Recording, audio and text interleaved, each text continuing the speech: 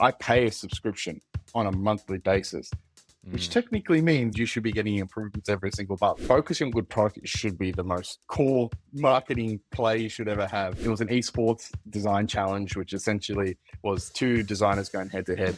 Those type of initiatives really got the brand awareness out there. So going deeper into content creators because it worked, and going into a bit more channel partnerships because it worked. Slater and Adam are the 1%, so they know how to hire for the 1%. Always think about how you can tap into the global communities, which effectively will give you that global distribution. If you're getting thousands of people seeing your site every day, that's the first impression that they get. And you need to make sure that you leave the right impression. Otherwise, they bounce easily. The most common pitfall I've seen is that you're just building a product around AI and not actually solving a problem. I can guarantee you that when you start your own company, it is going to be the greatest learning curve that you will ever experience. And that is probably the most fulfilling thing you can ever have in your life. Welcome to Remarkable by Design, where we share the stories of people building world-class brands, products, and experiences, and explore the choices they made along the way to create truly remarkable things. Today, I'm joined by Dan Anisse, the co-founder and CEO of Relume, a product and community that helps designers and now devs create high-quality websites faster. At this point, it's safe to say that Dan lives and breathes startups. Before Relume, Dan founded two businesses, Foenix and Lumio. The latter got acquired, but today he is truly writing the most exciting chapters of his story, building a brand synonymous with design, and having recently turned down $35 million to stay the course. Dan has built a world-class team of 11, releasing incredible products month on month that if you didn't know any better, you would expect 100 people to be behind. I'm fascinated by the way Dan and the team have expertly curated a passionate group of designers that stand behind everything they do and who they engage to build amazing products. They've bootstrapped their business by finding interesting angles of growth, and in my eyes, they have one of the best use cases of AI in the market. Dan is an amazing thinker, and more importantly, an amazing doer, and I really hope you enjoy this conversation as much as I did. And I guess we're live. So Dan, it's an absolute pleasure to host you here on the show. Massive welcome, and yeah, really keen to get stuck into the conversation. Likewise. Thanks, Mark. Thanks for having me. Keen to talk more and dive deep into a few interesting topics.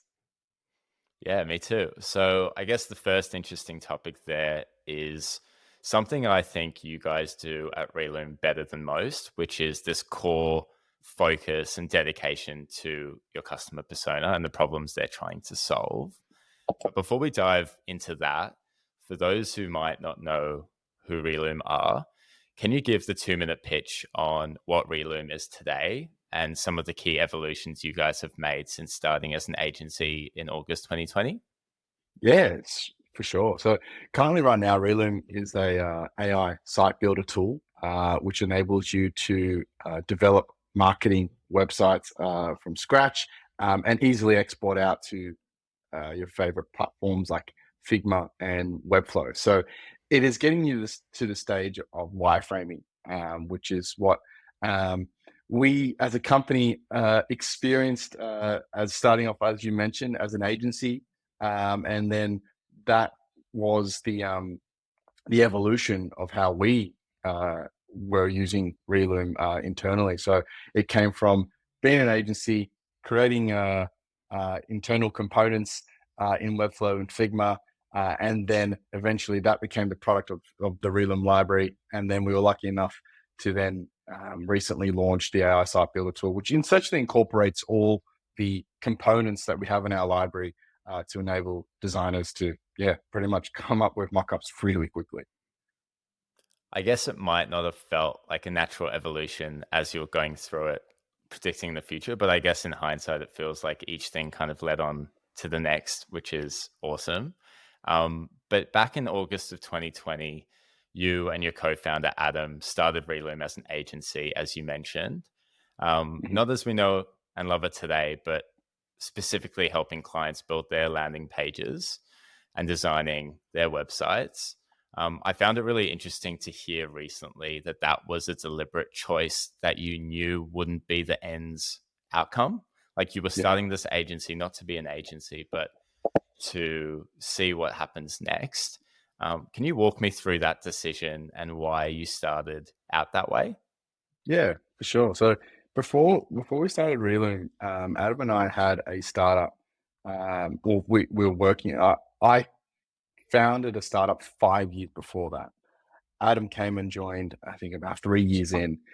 So him and I were always really involved in building product, designing product, launching startups, and creating companies. So in the back of our mind, we always thought or always knew that in order to start a good business, you need to have meaningful insights. So Mm, those experiences allowed us to, or I guess informed us to then always have that in the back of our mindset is that it's not the idea, to be honest, Mike, that matters. It's the insights that you have that are unique to you. So mm, we knew that the only way to, I guess, generate that, you can't just sit at home and wait for that idea or those insights to come to you. You got to get your hands dirty. You got to get out there and you got to have a crack at things. And we had a hunch in the freelancing no code space.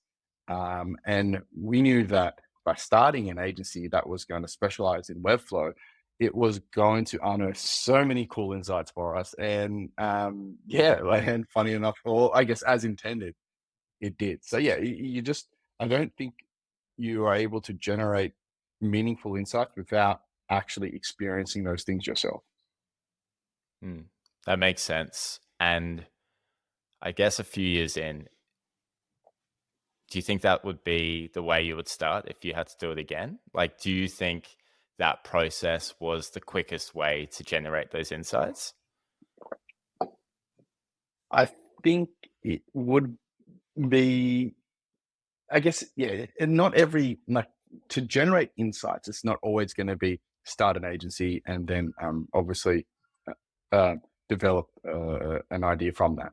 I think it really comes down to what hunch you have in what space. So let's just say, for example, you've got a hunch in the hospitality space about how chefs manage and order food. Then yeah, like I wouldn't be for me, this is again what I would do. I would probably go and work in a kitchen and see what Mm, they do and kind of experience that firsthand with like 3 or 4 different chefs. So I think depending on where your hunch is, mm, that will dictate what you do to generate the insights. So again, our insights were in freelancing and no code, so that agency model kind of fit really well. But even other service-based businesses, um, service-based plays really help unlock a lot of insights. So like consulting or doing other things that sort of help you work with multiple ranges of clients gives you a lot of really cool ways of looking at things from different perspectives. One of the things that I really admire about you guys, beyond just this deep connection to the insight, which is your unique perspective, living things firsthand and really feeling it, maybe it's the same thing, is your focus on the customer persona and what they're trying to solve. And it feels like you guys are really becoming synonymous with design, which feels like you're on the right path to that focus. Can you paint me a picture of who your customers are and the problems they're trying to solve? Yeah, for sure. So the majority of our persona at the moment is the agency business, and that's is ranging from a one-man agency or one-person agency all the way to a 10-person to a 30-person agency. So it's the main persona agencies, I'd say, is around 70%, and the remaining is internal teams building marketing landing pages inside of their actual companies. But I guess right now our main focus, or who we're solving for most, is for that agency persona.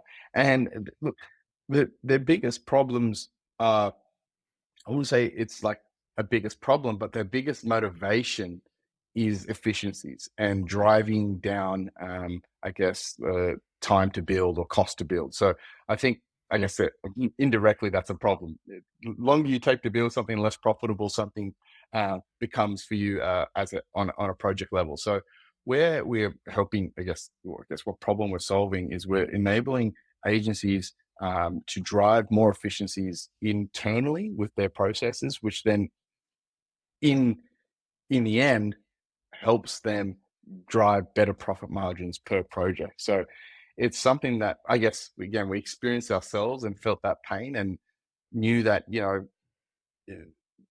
pushing through that process and getting things done and saving a week or 2 or 3 weeks here, it compounds over time. So it's really important to really zone in on your processes and make sure that everything you're doing in your agency is streamlined because it adds up. Yeah, it definitely adds up. And I'm by no means an agency, but I've experienced firsthand trying to build a landing site for some of the things that I've wanted to pursue and used Relume to do it. And I can't imagine what that process would have been like before in terms of I did that with the site builder, and I actually think I did my first one before the site builder, and you can see how Yeah. that time's come down, and we'll pick up that kind of thread soon. I guess one of the other ways that you guys have connected in with your customers and continue to garner these insights has been through the investment you've made in community. And I know that's so big for you guys. And some examples of that have been your Slack channel, which I think there's over 8,000 designers in there. You've got, your community showcase, which is really highlighting some of the best examples of your customers' work using Relume components, and the component voting piece where each month people can vote on the components that they want to see you guys build, among many other things. Can you talk a little bit about why you've made such a concerted effort to invest in community and what role the community has played as you've built Relume? Yeah, I think the reason why the reason why we really want to go deep into the community, I guess, led product initiatives is that it really helps shape up your roadmap to be built around what they're actually what your users actually want. And I think Mm, it's one it's all well and good to say, oh, we build obviously what our customers want, but I think using the initiatives like the voting board and the Slack community really actually bubbles up those insights and puts you firsthand in front of the customer, talking to the customer. I'm still DMing anyone who hits mm, me up on Slack and asks me about a feature about this or asks me about the roadmap. So having that kind of direct communication, I think, builds a lot of trust between you and your users. So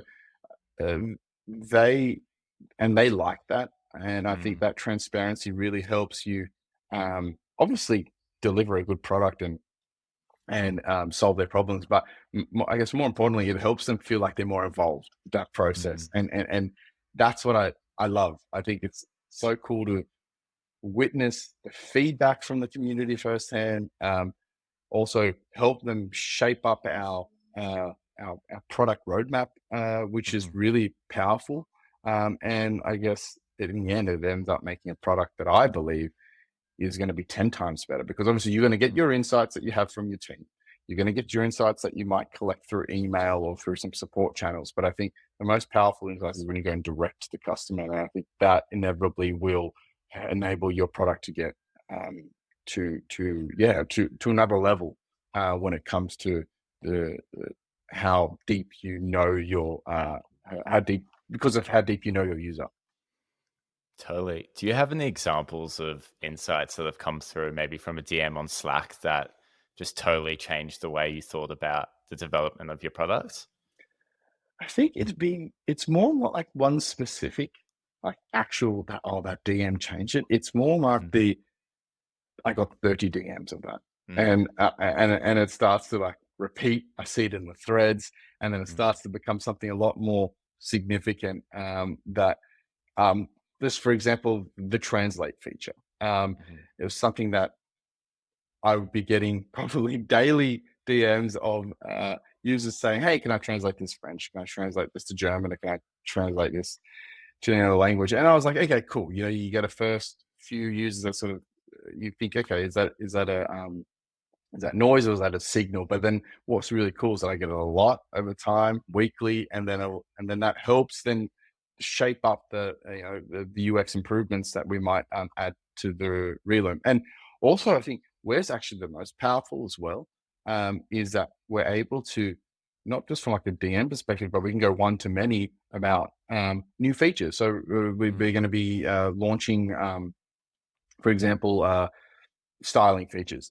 We're able to put that in that Slack community and get some really helpful users who get on calls and talk us through their process, talk us through their job to be done, what they're actually doing in that process of styling, and then that helps us then shape up that design. So it's a combination of DMs getting on the calls and actually having engaging conversations with these users, and then that all those help us bubble up those insights to then make better decisions. I don't think we'll ever make the decisions that we've been able to make without the support of that community. Yeah, right. So it's almost like there's a heat, there's a frequency where it's like, this isn't just one person's opinion now. It's like so many people are asking me about this translate feature. There's something here. And then you have this warm, trusting group of friendlies that you can tap on the shoulder and test something. And I think you guys have used the language before, make a small bet, test it with a group of customers, and then ultimately finesse it into something that's really useful. 100%. And I think it's just that done like on a repeated basis for a lot of the products that we develop, or a lot of the new features that we develop at Relume.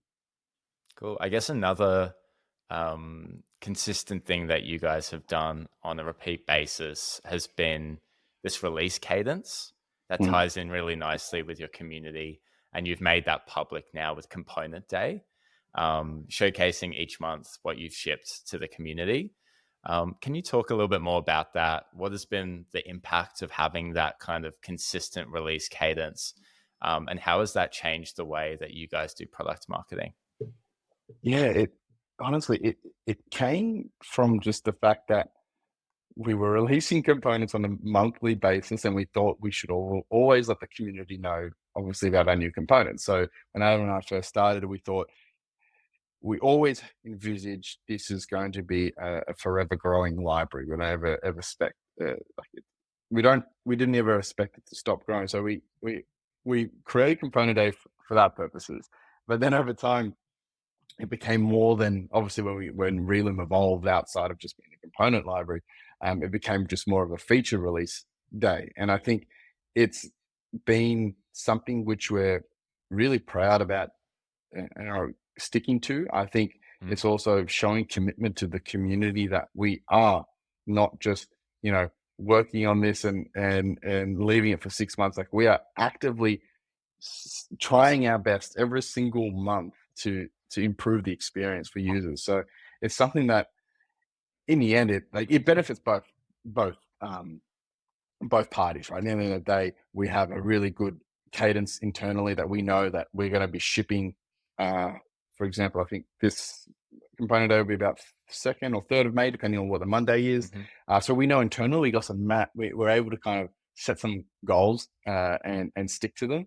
And then the community knows, oh, Matt, I pay a subscription on a monthly basis, which technically means you're supporting us on a monthly basis, which means you should be getting improvements every single month. Because it was one of the things that people always used to say to us when we first started, hey, like, why isn't this just a one-off purchase? And I was like, no, because we are going to be like, when you pay us, we're going to be working on this on a month-to-month basis. So we're going to always be constantly improving this monthly. And I think, yeah, it's ended up being something that has benefited both, like I said, both parties, and it's something that I love. Like, I get so much excitement out every single month, and it's different because a lot of companies have like a 3-month, or I don't know whether they can release something every 6 months, but I can't wait that long. I think it's really cool to see things come out monthly, and I don't know. I hope our users love it. Yeah, that's a really interesting thing that I haven't thought about in the past, which is you pay monthly And even if you're not thinking overtly around this exchange of value where you're expecting things to change month on month, the fact that you are highlighting that to your customers and delivering new value, I mean, that must have untold kind of outcomes in terms of stickiness of those agency customers that you have and just the feeling of constant value for them, which is super exciting. How do you Yeah. guys run that monthly release? Like, what is the format that you do that on that first Monday? And how do you go about staying so consistent to this monthly cadence? Well, it's like you'll see a monthly update, and it looks like it's all obviously it's came out perfectly, but I think there's a lot of behind the scenes, a lot of internal planning just to make sure that we don't create, I guess, chaos inside the company. So um, sometimes let's say a May component day update was planned almost probably in February. So we're always almost trying to keep ourselves a month to 2 months ahead of all these releases, and that enables us to not obviously blow up anything internally. And then when we're releasing it, it's mainly we're just pushing it through our channels, pushing it through all our again, first the Slack community, and then our email channels, and it's just rolling that out on that what's new page. So if anyone wants to see a summary of everything we've been releasing on a month-to-month basis, it's all there on that what's new. That must be so cool to look back on as well. Like scrolling when you find 5 minutes, just scrolling through the month on month and just seeing the evolution that you guys are making on the compounding Yeah, basis must be so cool. it is. Yeah, You it guys, really is. yeah, I'm sure. Oh, that's awesome for the team. And even for people who haven't, yet joined or yet become a customer to actually see, as you Hmm. said, the value is just accumulating month on month. And I think that really comes down to something that you guys have done an amazing job with. You mentioned it before. You've defined the problem you're solving really clearly in helping designers build premium marketing websites faster. Hmm. Correct me if that's wrong, but I've seen you guys kind of talk to Perfect. that. And I guess thinking through the history of the products you guys have released, you've mentioned a few already. You can kind of consistently see how you've moved the needle in terms of reducing time from concept to wireframe. So Hmm. from the copy and paste components, might have taken X amount of time. Then you release Relume icons to help people, with the little minutiae of building the landing page. Chrome extension, Relume Ipsum, the translation piece, AI site builder, now with the Webflow app, you can kind of see how that number would be trending down, at least for me on the outside. Um, is that something you guys are tracking, time from concept to wireframe? And when you're Yeah. prioritizing what to focus on next, how does something like that, a key metric, concept to wireframe, play in your decision making process? Yeah, no, good question. We don't necessarily we've got session data of like understanding how long it takes from someone to go from sitemap to wireframe, but we're not necessarily tracking that time, the exact time that we've reduced for creating, because every I guess every concept is different, right? In Mm, terms of like being finished. I think mm, currently our biggest kind of like value metric that determines, or I guess our success metric, is that they've exported that out to Figma or Webflow. So effectively, they've been able to generate something that they're happy with to then continue, obviously, the design. So that's currently what we're always tracking to see that number of exports, right? How much are we increasing the frequency of exports? Because then that indirectly means we're doing our job. And but where so then how we then factor that in moving forward, it's definitely still part, like shipping premium websites faster is mm. always underlying everything that we do from a product principles point of view. So then when we now have shifted towards going down the styling piece, we're going to start like obviously working with new features there. We're always keeping in the back of our mind of how can we improve efficiencies for that persona? How can we enable them to get concepts out quicker? so then they can continue to, work on the higher leverage items instead of getting bogged down in, I guess, the things that we can solve from a product perspective. So yeah, it's always that mission is always underlying, the core product decisions of what we do at Relume. Yeah, cool. Do you find is that why people will purchase Relume? Is it that they're trying to save time, and so the core thing that you're solving for customers is time, or are you finding that it's other things as well? Well, it started off as time. Like, yes, you can save time, but now we're venturing down the path of also improving your design standard. So Mm, using Relume wireframes is being pre-built on top of components that use best design principles. So it's saving time, but it's also improving your design standards at the same time. Like, we don't want to mm, compromise on actual design quality. So we're enabling them to have a better base to start designing on top of. And I mm, think when you're creating a wireframe or a concept from scratch, um, putting a lot of effort into the actual wireframe takes a lot of time. So we've kind of, again, taken out that time piece, which is like one of the core components of what we sold, but also most importantly, setting up the foundations from a design perspective, because we believe that setting the right foundations allows you to really, if you do the foundations right, it allows you to move through your project a lot more effectively when it comes to design and sharing with clients a lot easier. But yeah, getting that foundation right is really important. yeah, no, that makes sense. Since entering the design space, and correct me in terms of the way that you kind of describe this, but for me, it almost feels like an adjacent product that you guys have built to Figma and Webflow. And there's a connection point in there in terms of the designer's workflow. What has the partnership or relationship been like with those tools? And how has that contributed to your growth?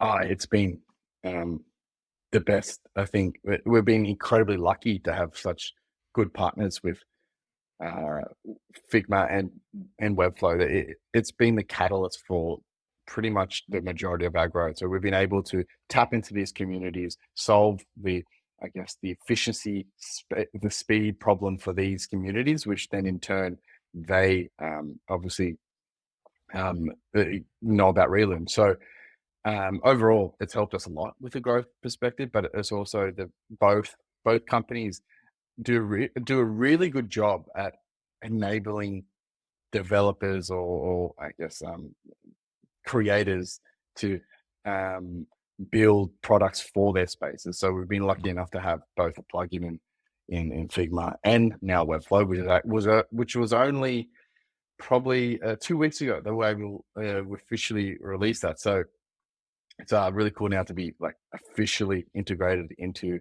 Webflow. But yeah, both those companies, in the end of the day, we're helping speeding up the generation process of a marketing website, which effectively means that those tools become more powerful because we've put in a pretty much done website in both Mm. instances. Where in Figma they can continue designing it, or Webflow they can continue to design and then publish. So we're quite, as of now, we're really aligned as to like how we're thinking and obviously what their end goal is as well. I was having a conversation, it must have been 3 months ago now, with a guy who was launching a new product for product managers. And his audience was slightly different to yours, but it was kind of this design kind of persona, this product manager type of persona. And we're talking about, products in the market that he would like to build a brand like. Relume did come up, as well Mhm. as Figma and Webflow. And for me, like Figma and Webflow, these are so synonymous with design, like almost Yeah. to a crazy extent. It's hard to think of other products that do it quite as well as the three products that you guys have.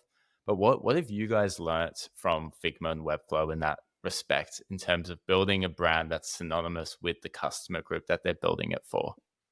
Yeah.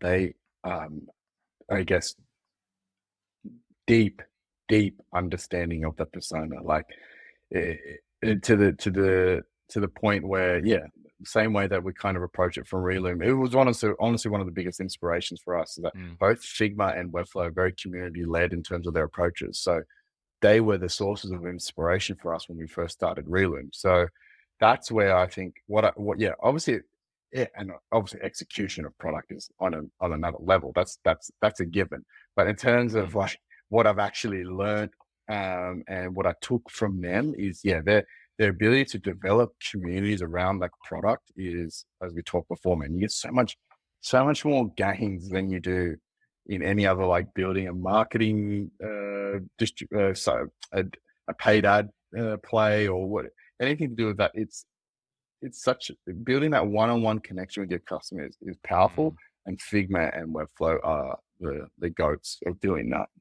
The masters. in the Yeah. Well, it's design cool. community. Yeah. Absolutely. And it's so cool that you've had that close relationship to be able to learn. I guess in the same way you have that one-to-one connection with your customers, having those guys to kind of be close to as well must be so cool. I Right. haven't fully fleshed out how to ask this question, so you have to bear with me. But there's something around you've now integrated with Webflow and Figma. You are a part of that journey for the designer, where from concept to wireframe, they're using Relume. Then they kind of shift into Webflow or Figma to continue to finesse and get into the details. Mhm. And you don't have direct control of that next step in the designer's workflow, but you're trying to design that initial piece. How have you guys approached product development with the knowledge that designers then jump into another tool without having direct control over the development of that next step in the process? Yeah, it's an interesting one. I guess we constantly look at this job to be done board that we created when we first started Relume, which was inspired a lot by our agency days. So from that really helps dictate where we move as a company. And also that other factor that you mentioned of, like, going into Figma and Webflow also does play out in the sense of like, well, what should we do that is going to be actually in, I guess, effective and still improve the experience of going into Figma and Webflow. So where we see that is looking at right now, continuing down, once you go to wireframe, we believe that, there's going to be the ability for designers to have to set up a style guide, right? And then apply that style guide to their wireframe. So where we see Relume playing out there is that, okay, cool. We can probably do a really good job at helping facilitate a style guide and help generate a style guide. So the same way that we enable designers to generate a sitemap, we strongly believe we can empower designers to generate a style guide, because it's not what Figma and Webflow are doing. So that will then enable us to then push that style guide into either Figma or Webflow. So it's that type of, I guess, thinking at the moment that we're doing, is that how can we improve the experience of it's more in the generation part, like starting where we're starting, where Relume's doing really good at, is that it's at the point where they're starting things off from scratch. So yeah, that's kind of like right now how we've considered like the next sort of evolution, or the next steps of how we consider what to build next. But yeah, things change so quickly, and in 6 months' time, I don't know, there could be GPT-5, and that increases the changes this. So it's currently how we're thinking at the moment. But I'm also just constantly aware that things do change over time, and just keeping my eyes open. You mentioned the jobs to be done board that you guys had created and the framework.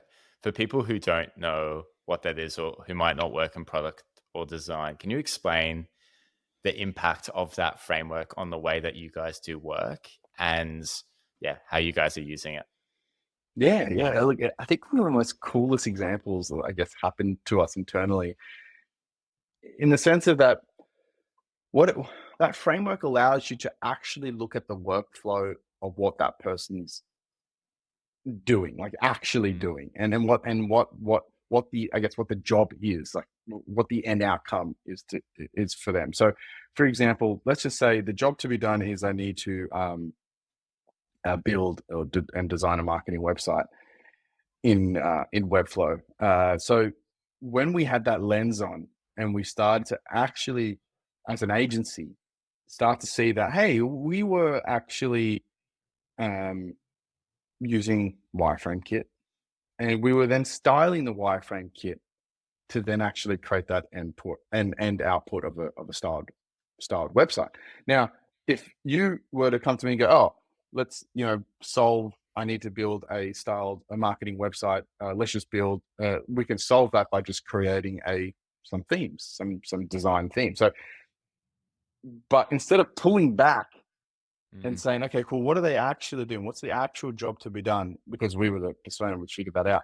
You start to realize, like, hey, it's actually not I need a styled theme, and then I'm going to manipulate that theme to then create that final output, or I'm going to use styled components to then generate or design a website. So when you look at it from that lens and you actually look at the process and what people are actually doing, it really helps unearth those insights, and that's what enabled us to go deeper into wireframes, because we're like, well, that's the insight, and that's the job to be done.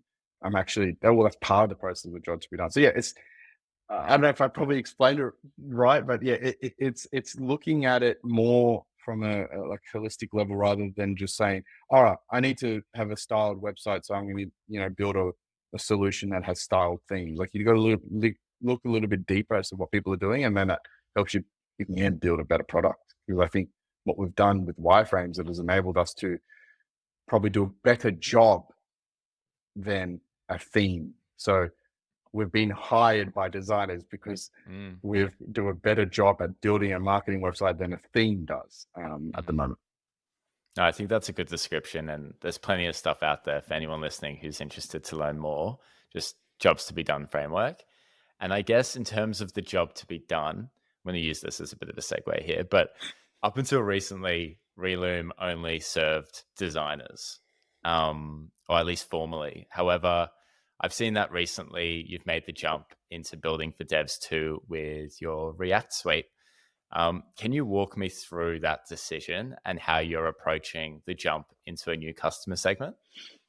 Yeah, for sure. So how we've kind of look at this is that the process of a designer in design world, you're going to be designing a marketing website. Now, whether or not you are then going to push this into Webflow or any other platform, you are still at the core of it as a designer, designing that in Figma. So what we've identified, or we see as the job to be done here, is that once a design has been finalized in Figma, I need to hand that over to be built, developed. Now, we obviously know that we've done a good job at essentially doing the handover to dev for the Webflow perspective, but we've also got a persona of designers who are handing over designs to an audience that is not on Webflow. So where we're starting to identify the opportunity is that we want to, again, enable the designer to have the ability to still obviously control that process within Relume, but still get it built, still have it built in a dev environment. And that's where React came from. So it's just helping bridge the gap between, or facilitating the bridge between designer and developer. And I think that there's a lot of tools out there are taking Figma from developer with the interception of a plugin, but I strongly believe those solutions are not going to be as effective as how we're doing it by building actual components from scratch. I think with the current information that we have today, I think that that's a better approach, because then it's going to be more of a one-for-one, and I think it's just going to significantly improve the handoff for a designer, especially all these developers who are working on these headless CMSs. I think Relume is going to be, I guess our React library is going to be the base of how they're going to build these marketing websites. There's been a bunch of things we haven't yet covered in terms of how you guys are structured as a business, Mhm. For example, the fact that you guys are bootstrapped. So I'm going to move along the conversation if that's all right. And I guess by definition, that's meant that you've had to be resourceful. So I'd like to talk quickly about one of the company principles that you guys have at Relume. And that is, as it says, be resourceful. And I'll just quickly read that out for those who haven't heard it before. We are a small bootstrap team competing against huge companies with much more resources than us. We believe having more resources doesn't mean shit. In fact, it's not about how many resources you have, but how resourceful you are. Being resourceful means thinking outside the box and coming up with creative ways to make the most of what is available. Being resourceful means being efficient and effective with the resources available. Resourcefulness is the ultimate resource. Super powerful. And I'd like to add just one more piece of context there before we jump into a question. In 2022, Relume had 18,000 signups. Fast forward a year, 2023, 150,000 signups, almost 10x. And I can only imagine that number is going to get well dwarfed by the end of this year. I've heard you say that you love hunting down different angles of distribution or new ways to acquire customers. What are some of those resourceful angles that you've found that have had the biggest impact in growing Relume? Yeah, I think one of the biggest things, I guess, there's two parts of it. It's in one part, it's building a good product. I think at the core of it, at the true core of what we do is building an actual good product that solves actual problems. And I think that's the I guess the baseline of what you need. And I think what ends up coming from that are things which helps now the growth is that the word of mouth significantly scales. So you're able to get your brand awareness in so many different organizations because people talk about you. So focusing on good product should be the most core marketing play you should ever have. And then I think, but then things on top of that, once that's obviously been nailed in, and that's something that you've got down pat, it's then starting to build out distribution partners in different ways. So one way is also like from a content perspective. So we make sure that we align really well with a lot of content creators to help push out the brand and talk about Relume and get people aware of that.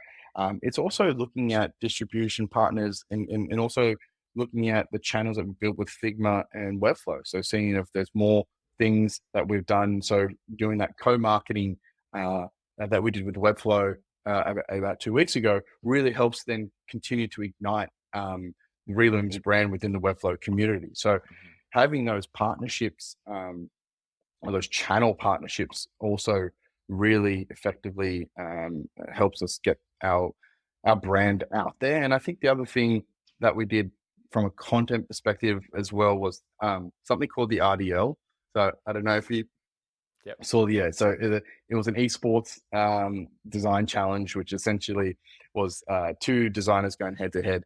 Those type of initiatives really got the brand awareness out there and enabled people just to know about Relume and hear about Relume. So I think having your finding things that enable you to get as much awareness. Okay, it's not really an insight, but it's just finding is the least amount of, I think, keeping it simple. I don't try to extend and get everything, and because we don't do digital ads or we don't do marketing paid ads. So I think just sticking and finding what works and then just going deep into it. So I tried not to spread ourselves too wide from a distribution point of view, but I try to find the good ones and then continue to drill deeper into, for example, in the content creators, I now build out affiliate marketing play so then we can help with driving more affiliate revenue. So going deeper into content creators because it worked. And going into a bit more channel partnerships, we want to effectively launch something else with Webflow in the next 2 to 3 months and then do another co-marketing play because it works. So just keeping it, being resourceful means you have to actually say no to a lot of things because you know that you just want to double down and be effective in only a few things. And I think what I tried to do really well in is try to go very wide as to what works, and then figure out what works, cull the rest, and then just go deeper into what works. And that's how I've been able to leverage, limited people in the team to be able to get the most results or the highest impact. Gotcha. So it's almost like you don't say no initially, like with the RDL, for example, potentially at other organizations. I could see that idea falling over because it seems too big or too creative or something. It's not saying no at that stage, it's trying it, but then Yeah, only double down on the things that you're seeing good results come from. 100%. Having a crack, limit the bets, and just go for it, and then figure out and then determine whether or not we want to scale that and do it again.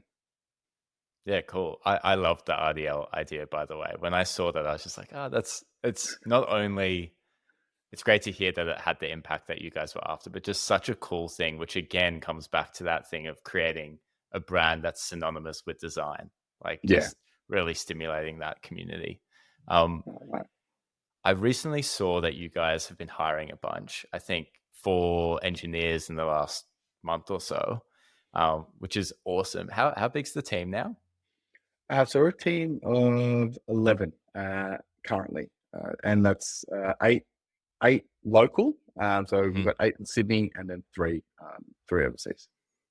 11 is So, nuts. Like in terms of what you guys are producing, if I had to guess, I would have guessed a much higher number. I guess it's so powerful building with a small team because you can stay so aligned, you're shoulder to shoulder in there.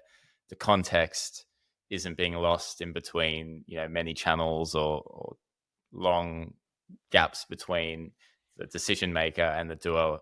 But also, I yeah. guess the flip side of that is every new hire you bring on, especially if it's the wrong hire, has a huge impact on the business just by nature Mhm. of their proportion to the size of the team.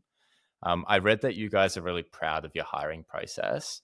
Can you walk through what that looks like and some of the lessons that you've learned to get to that kind of refined process that you're proud of?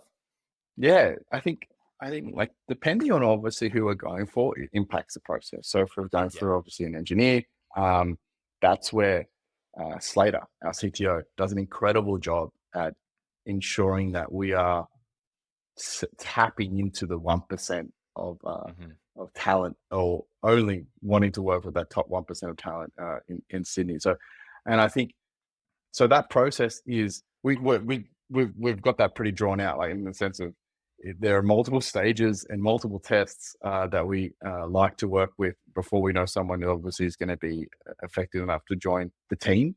Hmm. So we've got, and then we've got that set up across for the product side of things. Again, Adam, I think, is, and Slater and Adam are the 1%, so they know how to hire for the 1%. So I've been lucky enough to have those two people who know what is good. So, and it's the same process with the design and the designer, product designers, that Adam puts them through that process. And it's just really caring. You know what I mean? It's not rushing. I ever would have put any like secret to the hiring. It's just not rushing. And I think when you and I think it's the nature of being a bootstrap business, right? So Mm.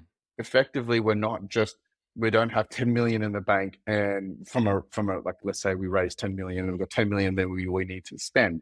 And when you need to spend the 10 mil, you're most likely going to spend that on people. And then when you need to Mm. spend that quickly, you do not naturally will have to lower your bar for quality, or it's because of the nature of us building a startup as a bootstrap business. We don't rush hiring. And I think that's Mm.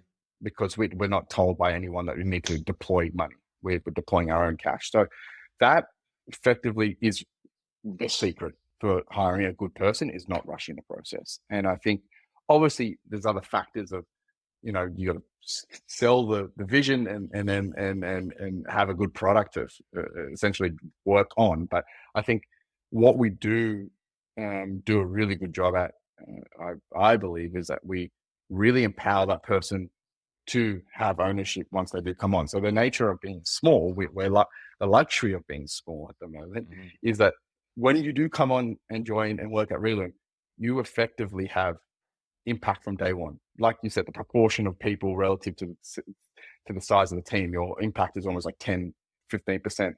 Um, so when you come on, you're going to naturally have you can't hide effectively. Like Mm.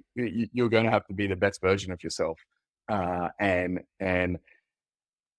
for some people that's really motivating, for some maybe not. But what I generally love and I'm obsessed with is that everyone in the Relume team is effectively being the best versions of themselves, which effectively means they're resourceful, which allows us to then have that impact that we've been able to have at such a small size. So keeping not rushing the process, and really effectively just empowering them to know that they will have a lot of impact if they decide to join. No, I think that's really exciting. And I can imagine how and why people are finding it really compelling to join the team. I guess another choice and thing that you guys have done from day one is go global from day one. I saw you post Mm. about this the other day, and I found it absolutely fascinating. We were talking before, you're based in Sydney. Relume was born in Sydney, but almost half of your users are in Europe, a bit over a third in North America. And we compare that to 6% in Australia and New Zealand.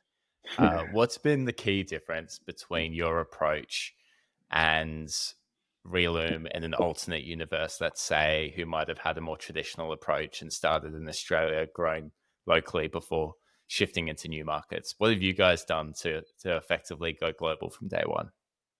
I think you just got to be so intentional about it. So Mm, I think everyone's like, even being an agency, I was intentional about getting US, Europe clients because I knew that the the deal value is higher. Um, and also more importantly, the deal quantity is a lot more. So mm, I'm a big believer. Yeah. So I'm a big believer that you, where you are doesn't necessarily impact where you can do business. So mm, setting up whatever you're setting up, you can learn from your local market, like Australia. So I learned about the first 5 websites that we built were here, but then after we did nail those websites, we were very intentional about going for companies that were outside of Australia. So and then that really opened up my mind to like, wow, this is, I'm selling a 10 grand website, and I have to like AUD, and I have to really kind of like, take me 6 months to pull that off. I'm selling a 50K USD website and it took me 2 weeks. So that really opened up my mindset to saying, no, like if we were going to go for building impact and we're actually going to have the impact that we want, we can't just be local. So effectively, the agency taught me about going overseas, and then mm, naturally being in the Webflow community,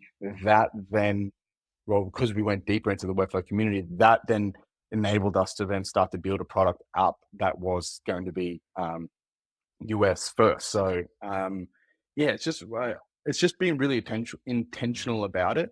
Obviously, I'm fully aware that there are geographical startups, I don't know, let's say HR software that that is specific to the HR laws of Australia, and I get mm, like that's a local play. But I think when you're looking at something that you're going to be building that has a global audience, like design is like there's no jurisdiction on design laws.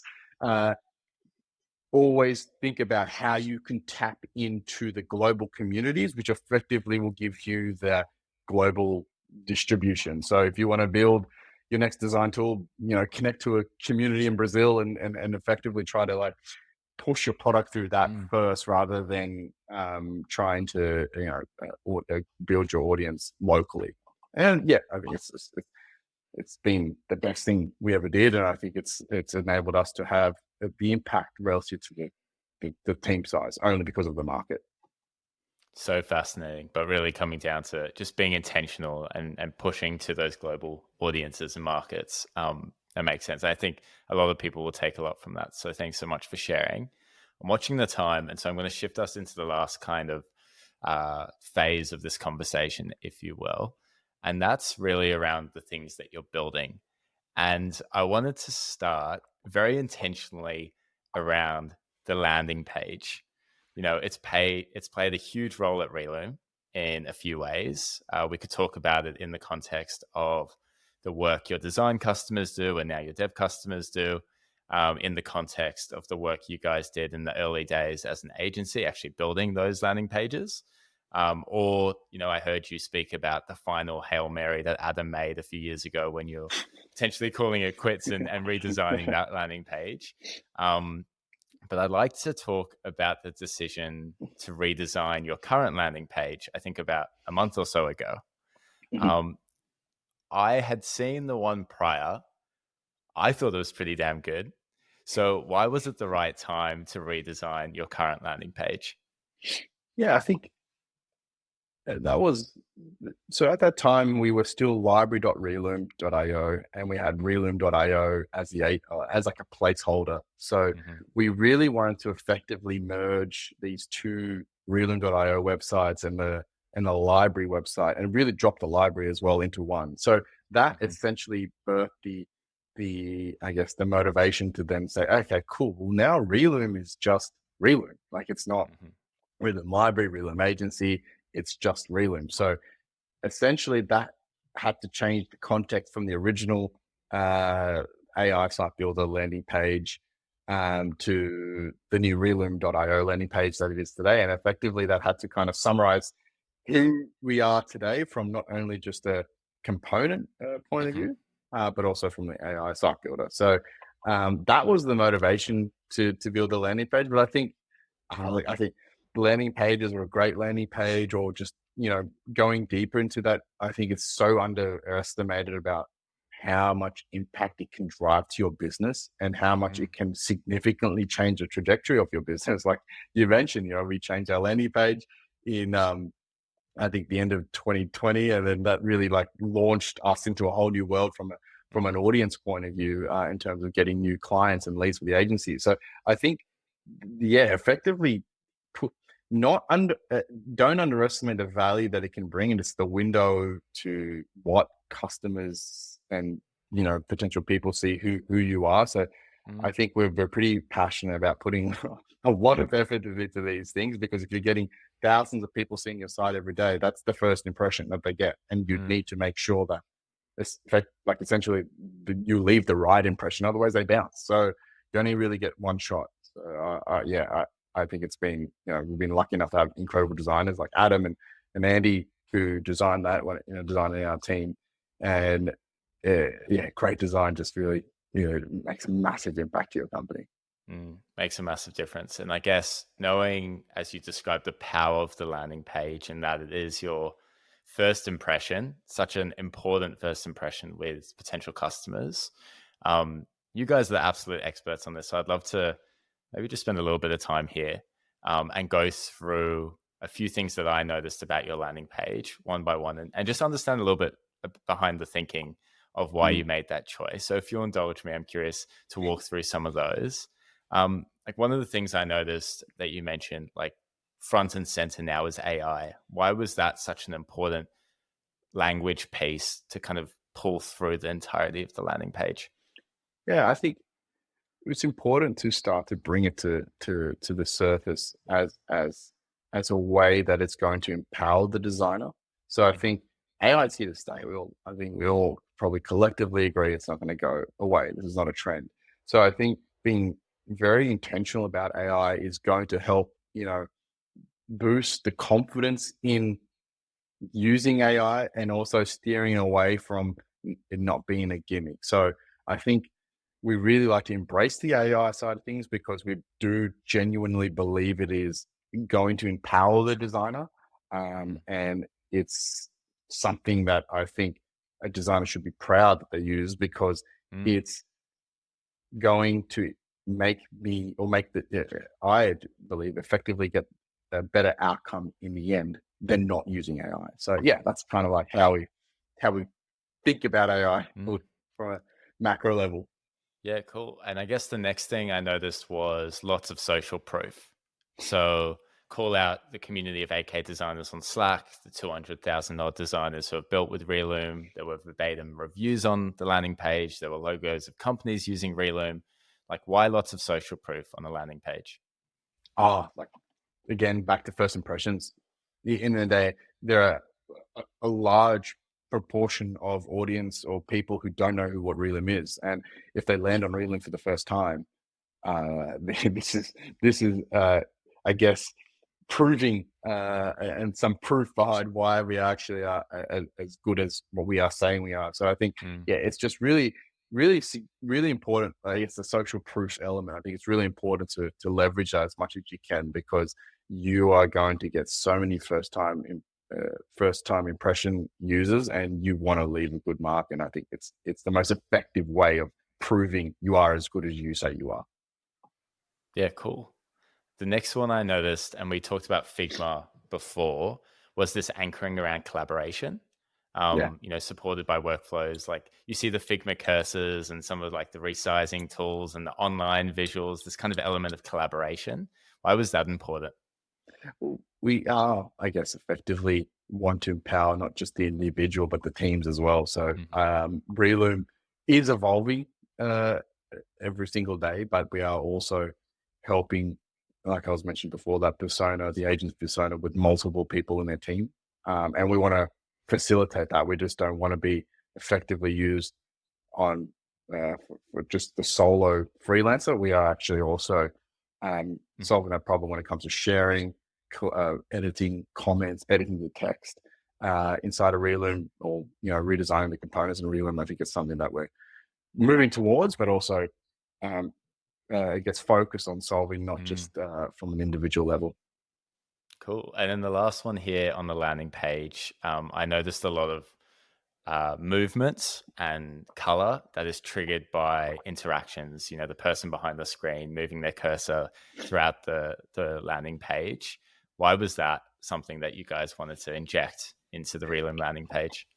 Well, I think it's that, I guess, obsession with the detail, right? Mm. Why we're doing this is that because our persona cares about the small things, and I think we want to effectively portray that. And by caring about the small things and the details, like those small interactions, the cursor, it does show that we definitely care and sweat on the details. So it's something that we've been doing ever since um, Mm. we've launched Relume. We looking at just a single component, and we care that the pixels are 32 pixels or 16 pixels, and like that's the way the spacing has been set up. So we care about the details so much, and I think Mm. the design wanted to reflect that in a way where, these small little, I guess, Easter egg surprises that you can see on the website helps sort of convey that message. Yeah, cool. Thanks for indulging me on that. If you're following at home, that's relume.io. You can go back and hopefully check out those components and check it out for yourself. I'm watching the clock, but we've got last couple of questions here. And I recently saw a graph that you shared. For me, it was such a powerful graph. And just to bring it to life, if you're visualizing this at home, on the y-axis, you have new users. On the x-axis, denomination in quarters. And you can see, through Q1, Q2, it's kind of steady, a couple of thousand signups per month. And then you see this massive spike that doesn't really seem to come down. And I guess the kicker here is a label that says launched AI site builder. You mentioned AI and how you guys are talking about AI, but can you just walk me through how did the site builder come to be, and what was the reaction when you guys launched it? Hey, look, the site builder was a 8-month journey from Jan to August, from that year, Jan 23 to August 23, where we knew that AI was going to impact the way that designers, the designers workflow. So we started off intentionally by getting our hands dirty with AI, and working with something, launching with Relume Ipsum, which is effectively enables you to Mhm. create copy in Figma with plugin. That gave us that really good understanding of like how to work, prompt engineering, and obviously working with AI. And then effectively, then we knew that we wanted to go down the sitemap and wireframe path, and we knew that AI was going to help significantly impact that process. So I think and we also want to leverage the fact that we had 1,000 components. So all those pieces came together for us, which effectively was the catalyst for us going deeper into the site builder tool. And we then launched the sitemap in May or June, and then after that, we launched the wireframe. The wireframe builder as well. So it was like the process. But I think what that was okay. That's the reason why we went down that path. And I think having that impact.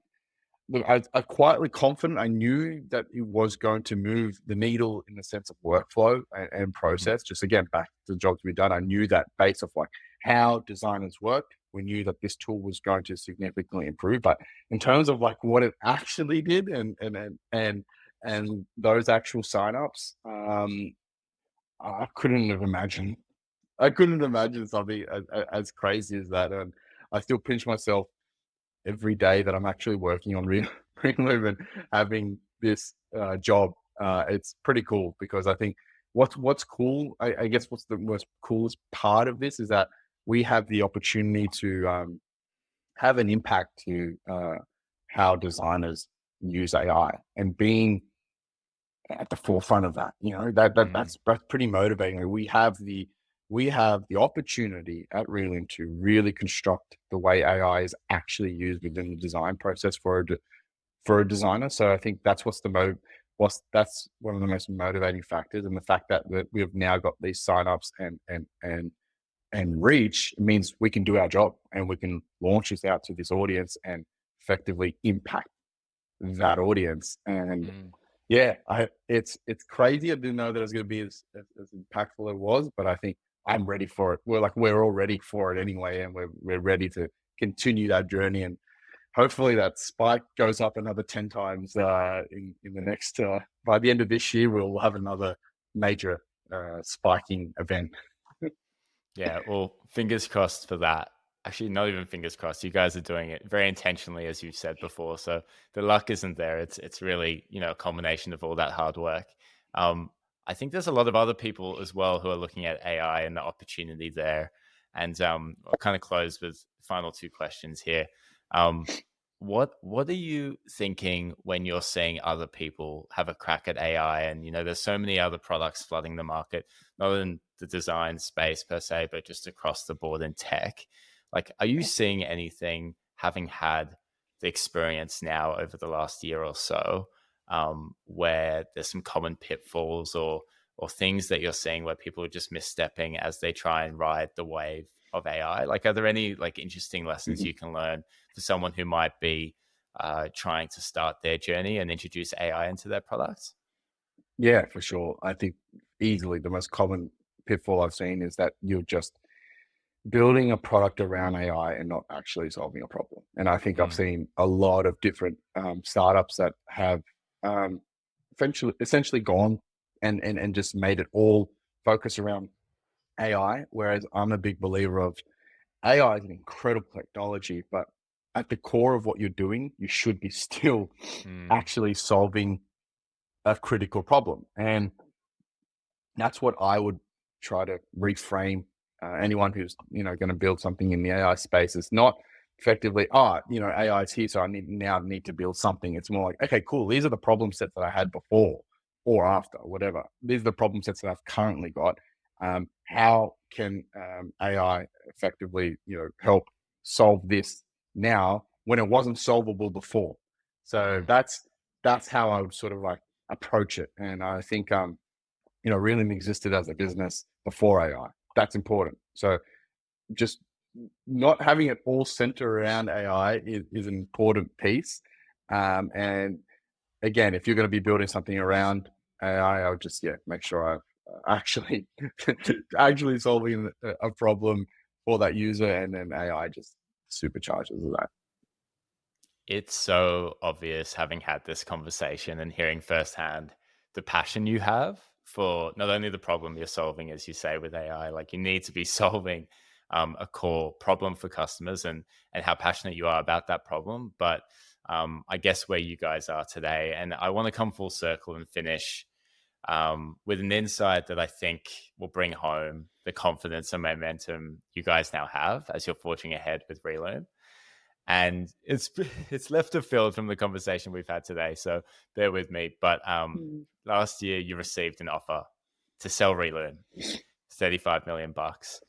Can you walk me through the conversation you had with Adam and Slater and the thought process you had to say no, and to say, no, we're going to stick to our guns here, and we're onto something amazing, and we've got this awesome team, and we're solving a real problem, and we're going to go back and we're going to say no, we're going to turn down this offer. Like, can you give me an insight into what that conversation and that thought process was like? Yeah, it's a it's an interesting one. I can tell you that, Mark. It as an entrepreneur, like you think that, that moment or that exit is like everything and anything you've ever wanted.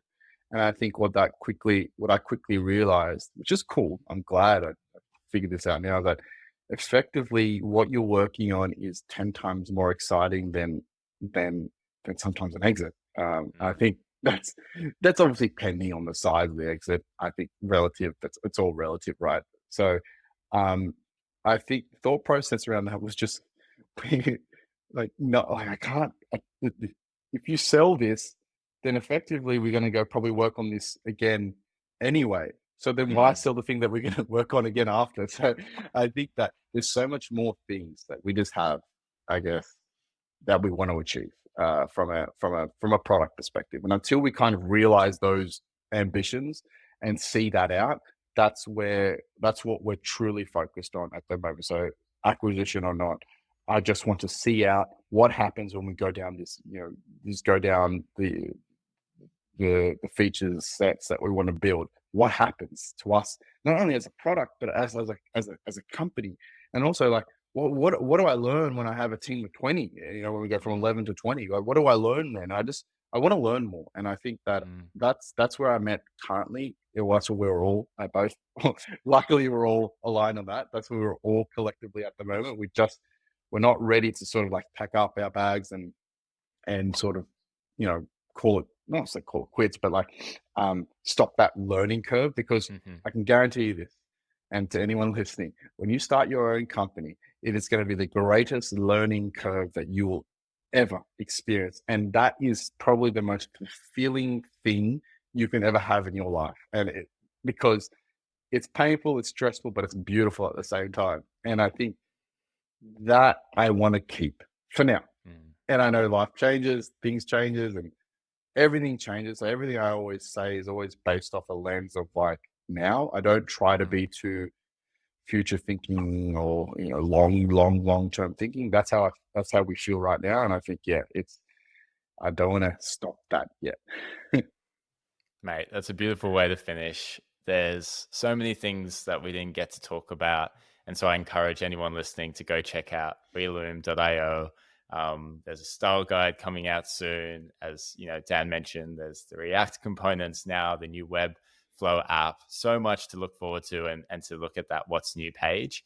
But mate, we could chat all day about this stuff. You've got an amazing way of thinking, and it's so cool to hear about all of the things you guys are building at Relume. So just wanted to say a massive thank you for joining, and yeah, I can only imagine all of the amazing insight that the people listening will get from this conversation. So a massive thank you. No, my pleasure, and I appreciate you asking the right questions. And I hope, like you said, I hope people listening can get some value. And also, if you ever want to clarify anything, just hit me up. I'm on social somewhere, or you can just join our Slack channel and DM me directly. Always open having conversations about startups. I love it. It's like I live and breathe this stuff every single day. So yeah, thanks for having me on.